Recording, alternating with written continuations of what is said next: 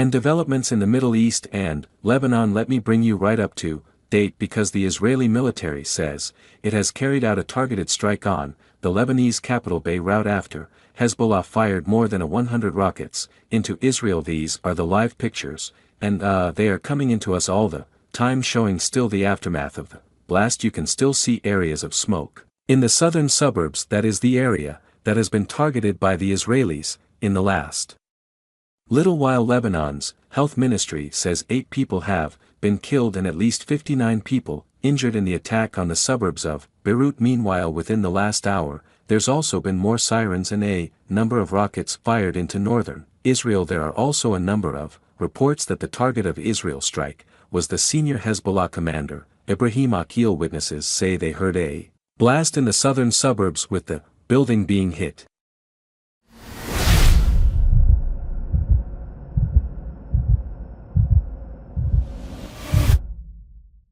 Let me show you the pictures that show the large plume of smoke when that blast actually went off.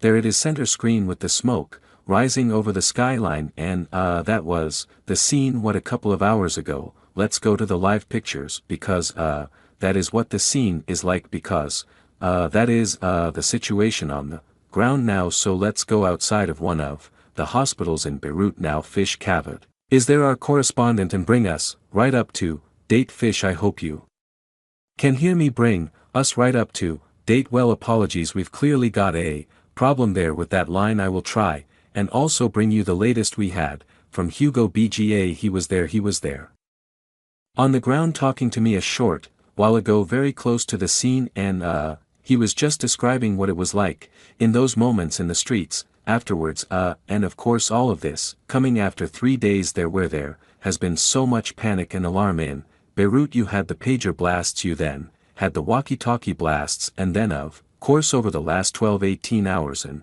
exchange of rocket fire. I talked about Hugo B because he was there on the ground very close to that strike site. So let's hear his latest dispatch when he was talking to me just a short while ago.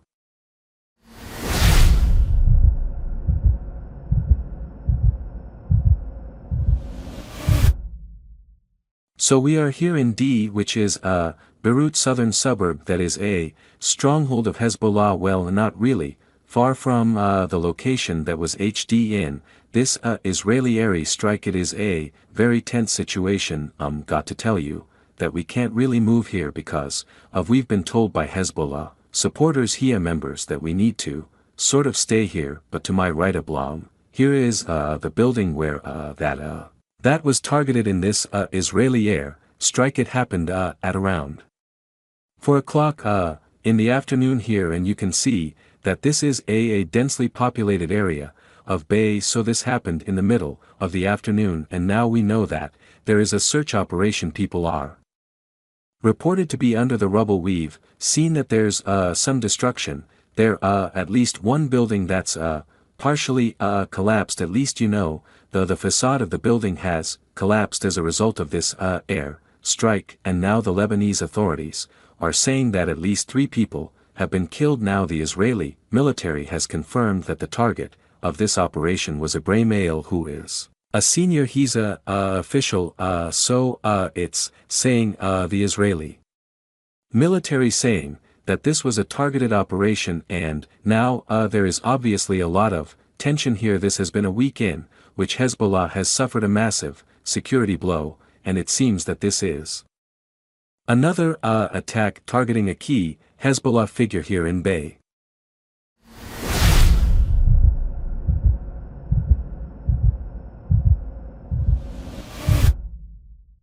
Radwan, that was Huga talking to me, very close to the scene of that blast. Let me bring you up to date in terms of what is coming to us from the White House, because we've had those details from the Lebanese health ministry saying 8 dead, 59 injured, but the White House talking about this already. The national security spokesman John Kirby saying he was not aware of any notification from Israel to the United States before those strikes today, but again then underlining to American citizens not to travel to Lebanon and to leave if they are already there. We've heard the same message from the UK Foreign Secretary David Lammy, and of course the White House also underlining that they are involved in more diplomatic efforts to try to de-escalate the situation in the region. But I've been talking in the last hour to Manny Fabian, who's the military correspondent for the Times of Israel, about the options now being considered by the Israeli military with a looming conflict with Lebanon.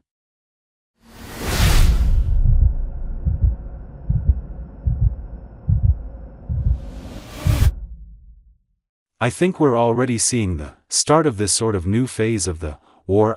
It's been talked about by Israeli officials, by Defense Minister Yoav Gallant, and he's been saying in the past few days that we're beginning a new phase of this war against Hezbollah. The recent actions in Lebanon, even if you ignore the pages in other devices that exploded in Lebanon, we're seeing much more intensive Israeli strikes. Inside Lebanon, we're seeing the last strike just now in Beirut, killing or reportedly killing a top Hezbollah commander, and this is really could come before a potential ground operation. It's hard to say how extensive such a ground operation could be. It may be something limited, but at least according to Israel's goals now, which were sort of updated a few days ago, which is returning the displaced Israelis back to their homes. Under that goal, Israel would probably need to push Hezbollah back from the border, and that could be done in a ground operation.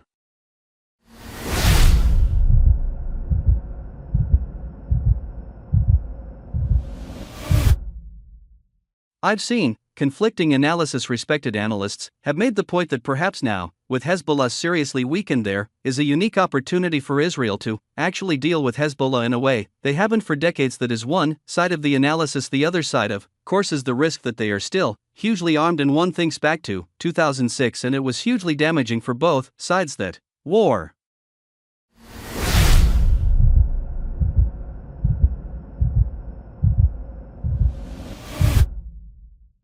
I definitely agree with the second assessment, and all that war with Hezbollah would be devastating both for Israel and for Lebanon. Israeli assessments have put it at hundreds or thousands of casualties on the Israeli side. It won't be anything easy, but Israel's reached this point where Hezbollah have tied their attacks in the north to what is going on in Gaza. Israel hasn't ended its war in Gaza yet. So for Hezbollah to stop its attacks, it doesn't seem to want to sort of agree to stop them unless Israel ends the war in Gaza, which isn't going to happen. So Israel has to now, at least in its point of view, begin to rampart its activities in Lebanon, to use basically military pressure to force Hezbollah away. I don't think Hezbollah is degraded particularly at this point. Sure, it's lost hundreds of operatives, it's lost top commanders, but it's still it's an army in Lebanon. It has hundreds of missiles and thousands and maybe even hundreds of thousands of rockets aimed at Israel, and in the end of the day, even if there is a major war, it's going to end with some kind of agreement. Eventually there will be a ceasefire. I don't think Israel ever intends to completely destroy Hezbollah, as it is currently doing in the Gaza Strip with Hamas. It's a completely different player, and I don't think even in Israel's plans to completely destroy Hezbollah, damage it for sure, but it will eventually end in a deal. So it's probably better for Israel to reach a deal before launching a major war, rather than after it. Less casualties.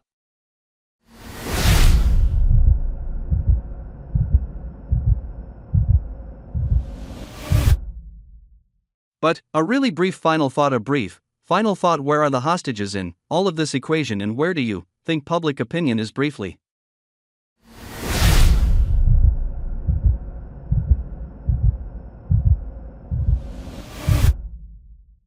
Israel definitely wants to retrieve the hostages, but the sort of negotiations for a deal I don't think have been progressing all that much recently, and that I think is part of what has brought Israel to begin facing north instead, diverting forces there, because it's realized that it's not able to reach a deal at this point, and the north is still a problem, and there's still 60,000 displaced Israelis from their homes, and now that's become I wouldn't say more of a priority, but it's become another one of the war's goals.